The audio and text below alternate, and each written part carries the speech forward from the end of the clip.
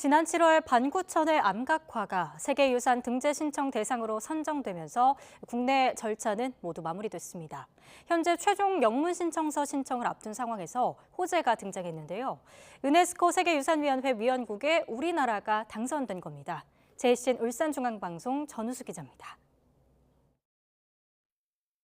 반구천의 암각화가 지난 7월 유네스코 세계유산 등재 신청 대상으로 선정되면서 세계유산 등재를 위한 국내 절차는 마무리됐습니다. 이에 따라 세계유산 등재를 위해 울산시와 문화재청이 국제 절차를 진행 중입니다. 울산시는 지난 9월 세계유산 등재 신청 영문 초안을 문화재청에 제출했고 문화재청은 이를 받아 유네스코 세계유산센터에 제출한 상태입니다. 후속 조치로 울산시는 영문 초안에 대한 마지막 검토와 보완 조치를 진행 중에 있고 이를 12월 말까지 문화재청에 제출 예정입니다. 문화재청은 또 이를 검토한 후 1월 말까지 세계유산센터에 제출하는 과정을 거치게 됩니다.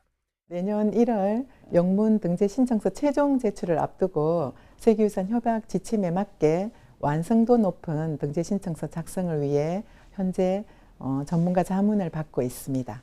예정대로라면 2024년 3월부터 유네스코 세계유산위원회가 현장 평가 등을 위해 반구천 암각화 일환을 둘러보게 됩니다.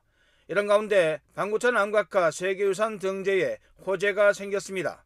지난 22일 파리에서 열린 제24차 세계유산협약 당사국 총회에서 세계유산위원회 위원국에 대한민국이 다른 8개 국과 함께 신규 위원국으로 당선된 겁니다.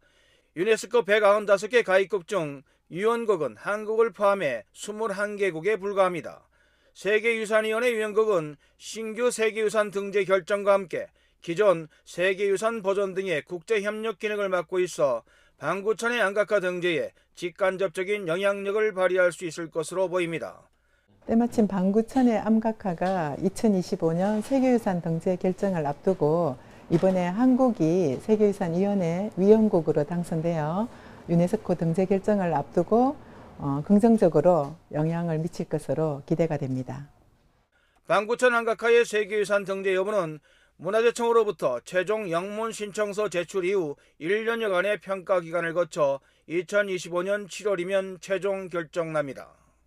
한편 울산시는 내년부터 있을 유네스코 세계유산위원회의 현장평가와 실사에 앞서 대시민 홍보 활동을 한층 강화해 나갈 방침입니다. JCN 뉴스 전우수입니다.